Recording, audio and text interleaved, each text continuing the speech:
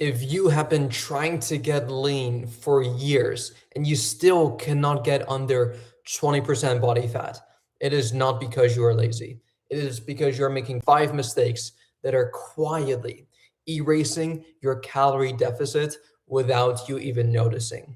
And now, once you fix these issues, once you fix these mistakes, fat loss stops feeling random and starts becoming predictable. Now, I help coach busy men who work long hours, have families, kids, wife, and still get lean without living in the gym or sacrificing their favorite foods. And in the next 10 to 30 minutes, depending on how long I talk and ramble, I'm going to show you the 5 most common mistakes keeping men above 20% body fat, plus exactly what to do instead. Now, for each one of them, we'll talk about exactly what is happening, what the science actually says, and then also how you can obviously fix it starting today. Because if I am doing something wrong, I don't just want to be told that I'm doing something wrong. I also want to be taught how to fix it, right? Because yes, it is good to be problem aware, but it's also good to be solution aware. So let's start with mistake number one. You are eating healthy, quote unquote healthy, but your food environment is engineered to make you overeat. Now, most guys who are listening to this that are above 20% body fat, they are not losing because they eat too much chicken and broccoli. You never hear anyone say that. It is physically almost impossible for anyone to do. The reason they are losing is because their diet is built around foods that make it effortless to overshoot on calories. And don't get me wrong, we live in an environment, a society, a world where it cannot be easier than ever to overeat, to get fat, to get obese, right? Compare what we have nowadays to 100 years ago. I mean, how many new fast food restaurants have opened up since then? How many more drive-throughs are there? How many more food creations have there been since then? Right? Like there's been so many, right? And just all of these creations, all of these inventions, all of these food scientists making up these new cereals that you see every single week at the grocery store, these new food trends, like all these things. You are bombarded by it, not only in real life, but then also on social media, which makes it so easy to just overeat. Now, even if you track the ultra processed foods, they will still win because they increase how much you eat before your brain gets the signal to stop. How many of you have ever experienced eating something that is very tasty, typically junk food, hyper-palatable processed foods, and you just keep on eating it? And then eventually, over time, your body finally tells you to stop eating, but it's long before you have kind of stuck within your calorie deficit because you can just keep on eating like donuts, pizzas, burgers, fries. It takes a long time for your brain to send a signal to your stomach to tell you that you're full and that you should stop eating. Whereas chicken and broccoli, a salad, your brain will tell you as soon as you're full that you should stop eating. And you're likely still going to be within your calorie deficit. Now, here's a quick story. I had one of my clients, busy professional, lifting 4 days a week, and he was eating clean during the day. But every night, it was protein bars, cereals, those healthy chips, and snacks that looked harmless. He didn't feel like he was binging. He felt like he was just having something small, a small little treat, a small little snack. And now, when we swapped his environment,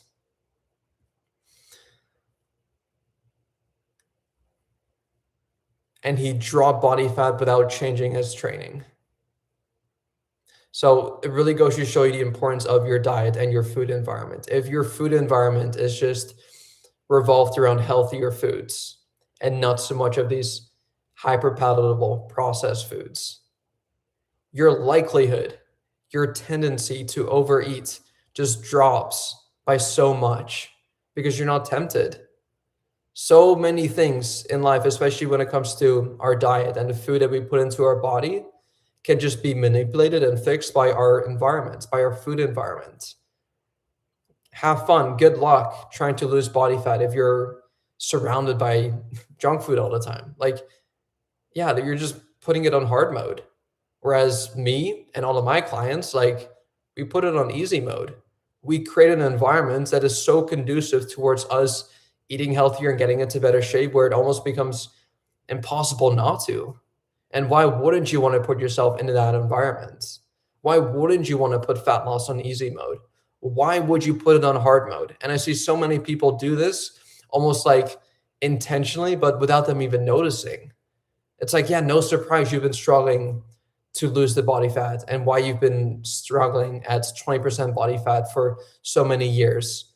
Look at your environments. Look at your house. Look at your kitchen. Look at your pantry. I'm filming this in my kitchen right now. My fridge is right over there. If I were to open it up right now, you're going to see nothing but avocados, apples, oranges, and some meal prep chicken. That is all that I have. And my favorite hot sauce, Miss Melinda's black truffle hot sauce, the best hot sauce out there. That is all that I have. And so after this live stream, I'm kind of hungry right now. I'm going to eat a meal. What is more convenient for me to do? Is it more convenient for me to quickly grab my chicken breast, add some frozen broccoli, microwave some potatoes and eat that, which will be done in seconds?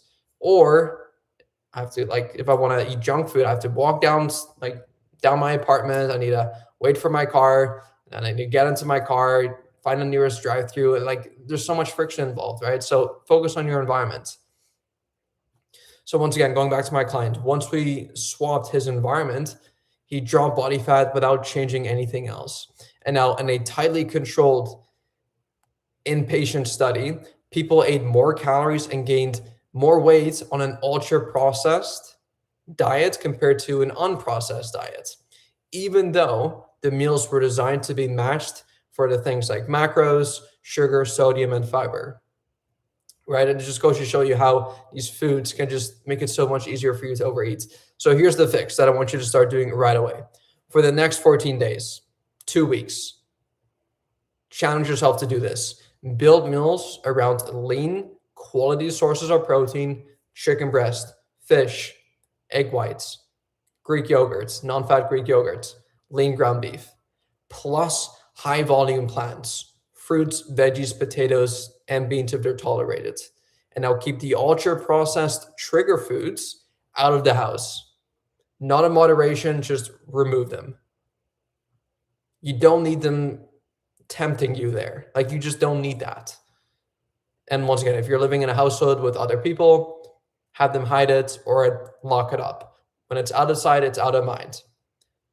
If you want convenience, use convenience that does not hijack your appetite. So think of your pre-cooked meat, bagged salads, microwavable rice, Greek yogurt, and frozen fruits.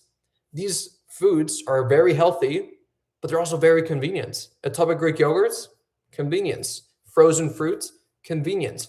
Pre-cooked meat, super convenient. I order all my protein from Icon Meals. Every single week, they deliver it straight to my house. I don't have to cook. I don't have to grocery shop. I don't have to do anything. It gets delivered straight to my house, right? So I'm using technology to my advantage, whereas so many other people use it to their disadvantage. They use Uber Eats. They use DoorDash to deliver hyper-palatable processed foods into their environments.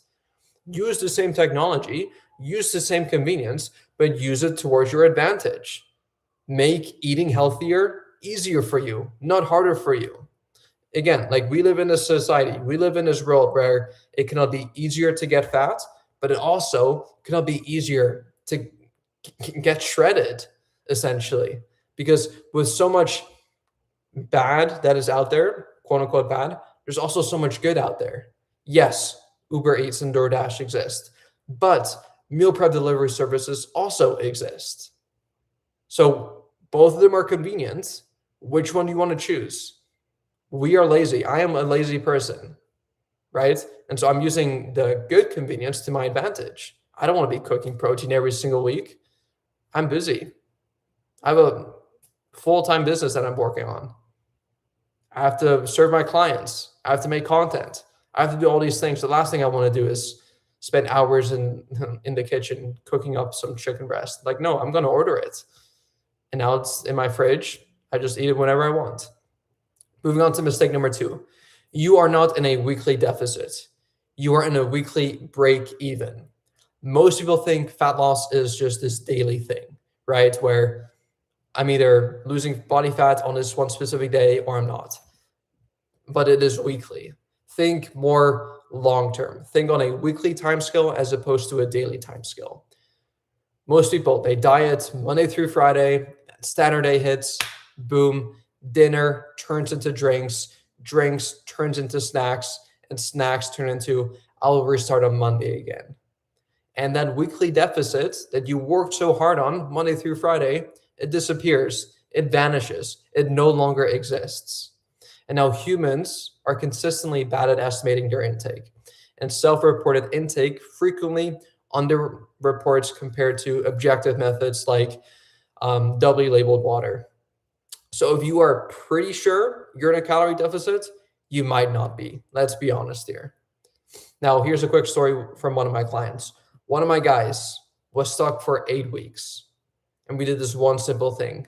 He kept his exact same foods Monday through Friday, and then we contained the weekend with 2 rules.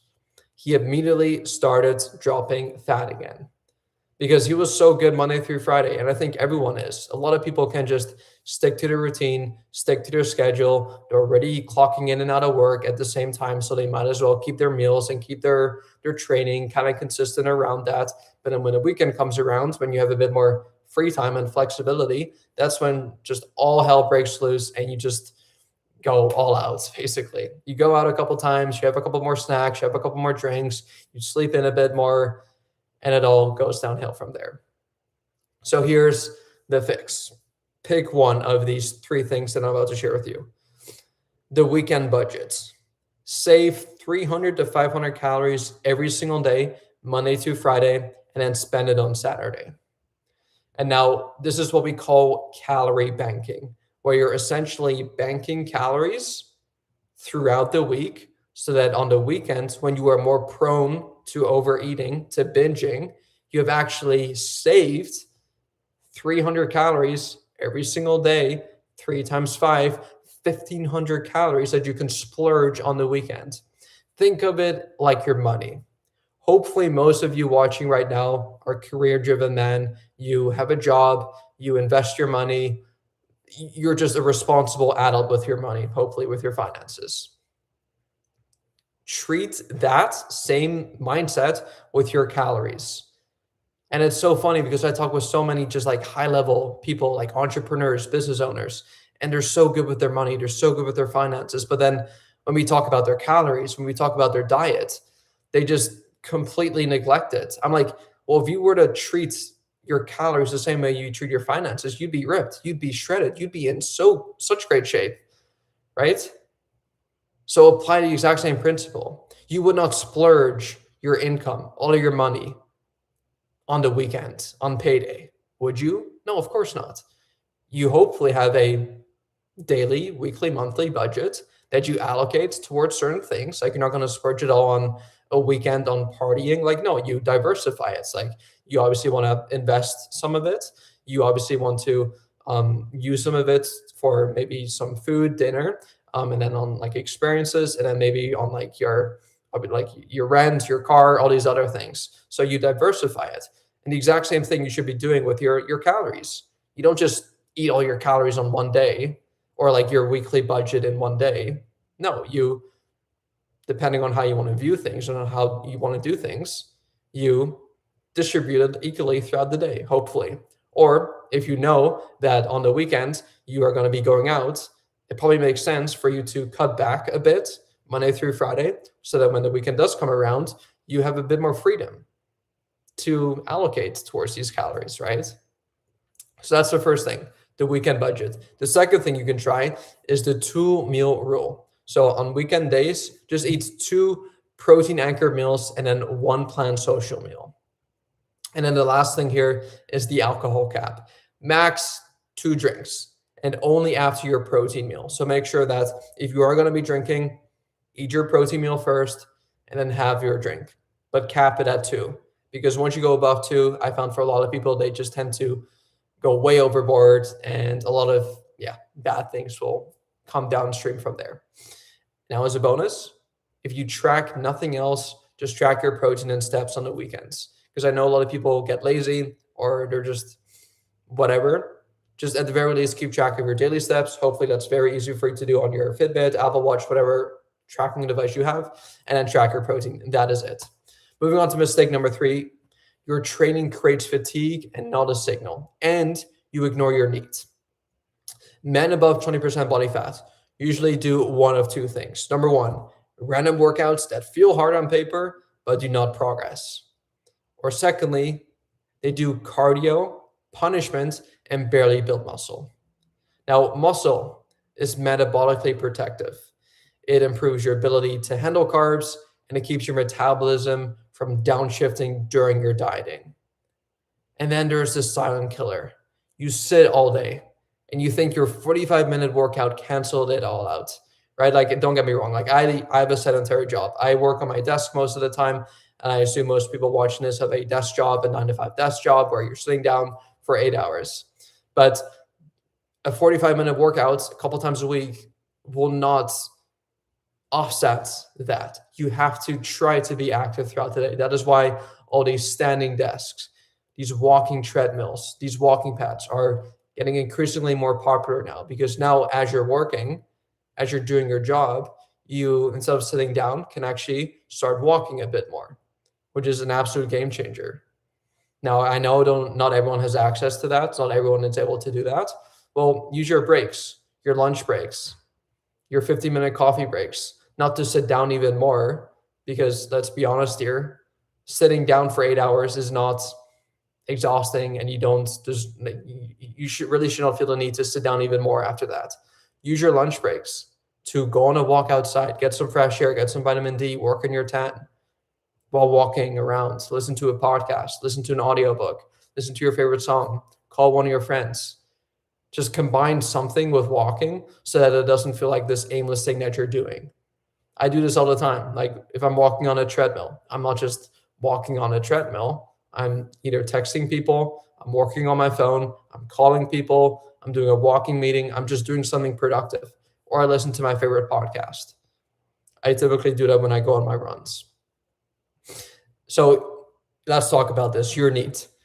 Your NEAT stands for your non-exercise activity thermogenesis. I talk about this all the time, but it's basically all the movement that is not intentional exercise. So obviously you doing a workout, that is intentional. You're intentionally working out.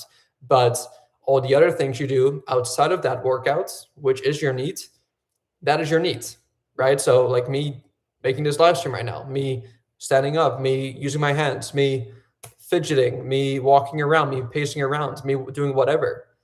I don't really consider that as exercise, but I do burn calories doing this. And all these small little things added up throughout the day will actually burn hundreds of calories without you even noticing. And so if you can somehow try to increase your NEAT, your non-exercise activity thermogenesis, you are going to be a fat burning machine. You're going to be burning calories all throughout the day. Now, you have to be careful here, because me moving my hands, like, it is not intentional, but you don't want to intentionally like move your hands to increase your NEAT, if that makes sense. So the best way that I found for myself and all of my clients is to increase their daily step counts. That is the most predictable way to, at the very least, keep your activity nice and high throughout the day. So set a step count goal, ideally above 7,000 steps a day, and try your best to hit that, right? Could be going on a morning walk, afternoon walk, evening walk, all 3 of them.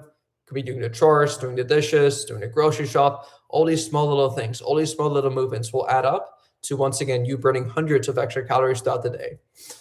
And now basically your NEAT is a major component of daily energy expenditure and can heavily influence your weight change.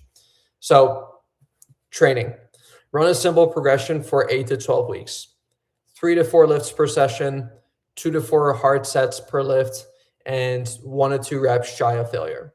Track your performance during this time, add reps and or load weekly. That is what we call progressive overload. You don't want to keep on doing the same weights, the same reps over time, over and over again. Like, over time, you want to be increasing the difficulty, make it more challenging for yourself. And now when it comes to your NEAT, pick a non-negotiable. 8 to 12,000 steps per day, or 3 10-minute walks after your meals. This is the easiest fat loss multiplier that no one does, and that also doesn't fry your recovery. Moving on to mistake number 4. Protein and fiber are not nice to haves.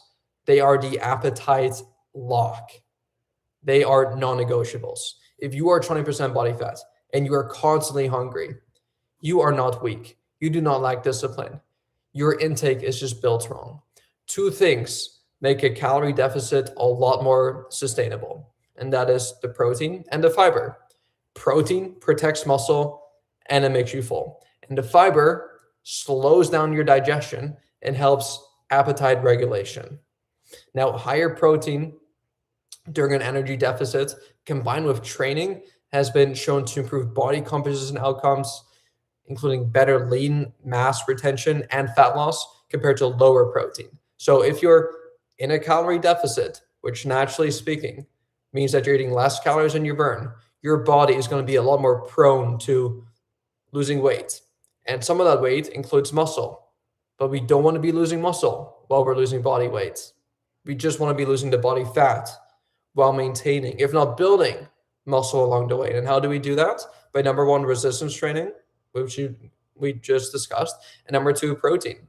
Keeping your protein intake to high enough levels to preserve your hard-earned muscle mass, because losing muscle is not healthy and is not good for you. You want to keep that strength, keep that muscle. So here's the fix. Protein target, I typically recommend 1 gram of protein per pound of body weight. You can go as low as 0.7 grams, but due to the satiety effect of protein, I like most of our clients to be a bit higher at around 1 gram of protein. And it's also a lot easier to kind of think about. If you weigh 150 pounds, 150 grams of protein. You weigh 200 pounds, 200 grams of protein. And now fiber, try to target around 25 to 35 grams per day, every single day. So simple rule, every single meal that you eat moving forward has a palm and a half of lean protein, 1 to 2 fists of plants, and 1 plant carb source or fat source, but not both. So once again, a lean protein, a veggie, and either a carb and or a fat source. That is it. Don't overcomplicate this. Now, I had one of our guys stuck because he ate clean, but he lived on salads and tiny portions. Now, when we just simply increased his protein intake, added more fruits and potatoes, his cravings vanished and he finally stayed consistent long enough to lean out. Now, moving on to the last mistake. You treat sleep and meal timing like they do not matter, and then wonder why cravings own you, why you have all these cravings, why you're battling with all these cravings. Because here's the truth. If your sleep is bad, your appetite is not yours. Late nights create late night eating. And late eating creates more calories. And more calories keeps you above 20% body fat. It is not rocket science. The more food you eat, the fatter you will get, the higher your body fat percentage you get, right? Now, in a controlled trial during caloric restriction,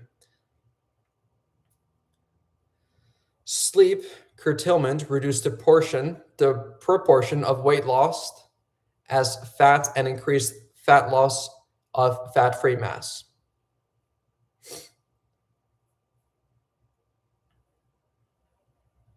And now also, early time-restricted eating has been shown to improve weight loss and cardiometabolic outcomes in randomized controlled trials, suggesting timing can affect appetite regulation and metabolic health for some people. So I know I kind of cited 2 studies there, but let me just kind of oversimplify this for you so it actually makes sense. Here's the fix. Create a hard stop of just like not eating 3 hours before bed. Have a hard cutoff of no caffeine 8 hours before bed. And now when it comes to your bedroom, and again, these are things to help improve your sleep, make sure your bedroom is cold, dark, and quiet. And try to have a same sleep and wake schedule most of the day. So try to go to bed at the same time every single night and wake up at the same time every single morning.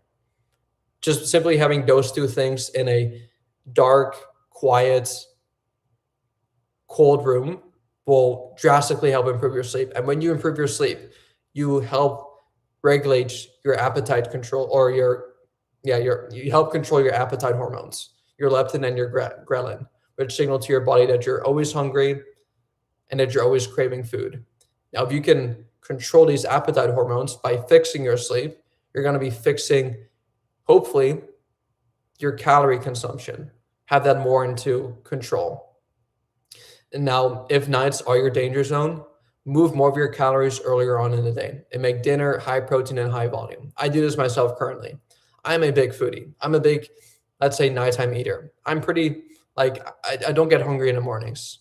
I've never struggled with that. I've never been a big breakfast eater. But when it comes to the evening, like, yeah, most of my cravings come in. And so I intentionally actually save, kind of going back to one of my earlier points, calorie banking. I kind of bank my calories during the day and favor them more towards later on in the evening as I do earlier on in the day. And now this helps me stay within my calories for the day. A whole lot easier compared to doing the reverse of eating most of my calories in the morning and having very little at night. Because every single time I do that, I just end up going to bed feeling super hungry. I have a lot more cravings, and I just have a hard time falling asleep and staying asleep because I'm like thinking about food all the time, right? And so when I switched my kind of eating patterns towards still like eating, like I do some intermittent fasting and then I break my fast. I have a smaller lunch, a small couple of snacks, and then more of a larger dinner with more protein, more fiber. I go to bed feeling like satisfied. I feel good. I have amazing sleep and all my cravings are disappeared. And I'm still able to stay within my calories for the day, right? And so if you are stuck above 20% body fat, you don't need more motivation. You need fewer mistakes. You need to fix your food environment. You need to win the weekly deficit, train for progression and increase your needs, hit your protein and your fiber, and protect your sleep and stop late night eating. That is all that you have to do. If you do this for 30 days, your body will have no other choice but to change. I guarantee you that. And now if you want help doing all of this, because I know some of it can be a bit overwhelming. You're like probably like, okay, well, like where do I start? How does this work? Where does this come into play? Like, I know it can be overwhelming. So if you want me to personally help you, walk you through all of this to help you lose 30 to 50 pounds, up to 100 pounds, however much weight you need to lose, all within the next 3 to 6 months, without sacrificing your favorite foods or spending hours in the gym, what you can go ahead and do is schedule a free consultation call with me down below, where we'll essentially go over your current goals. We'll see exactly what your goal is. We'll go over your current struggles. We'll see exactly what's holding you back right now.